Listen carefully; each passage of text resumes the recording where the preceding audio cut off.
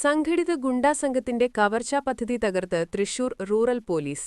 34-അംഗ organised crime syndicate പോലീസിന്റെ പിടിയിലായി.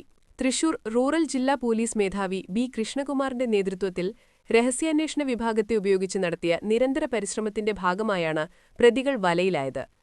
Anuraj, Shahid, Martin, Shahin, Edwin, Unni Roy, Ayyappadas, Arjun, Randeep, Hithin, Henry Paul, Adith, Rindo, Shibin, Ashwin, Sooraj, Albert, Vimal, Sooraj, Sanoop, Dhaneesh, Bibin, Santhosh, Navas, Nikhil, Naseem, Hussain, Anson, Gokul, Sharon Das, Pranav, Sharon Paulson, Sunilkumar, Vijith Vijayan എന്നിവരാണ് പിടിയിലായത്. പ്രതികളിൽ നിന്ന് കവർച്ചയ്ക്കുപയോഗിക്കുന്നതിനായി സൂക്ഷിച്ച ആയുധങ്ങളും മറ്റും പിടിച്ചെടുത്തു.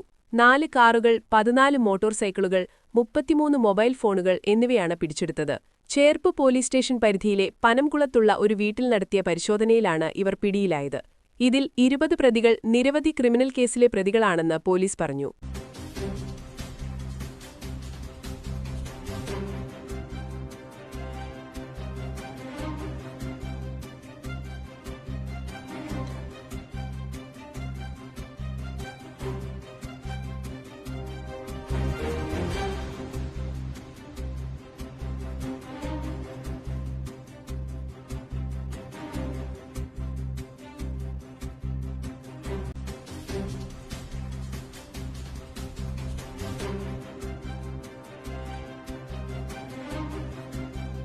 ഗുരുവായൂർ മണ്ഡലത്തിലെ നാട്ടുവാർത്തകളുമായി സർക്കിൾ ലൈവ് ന്യൂസ്.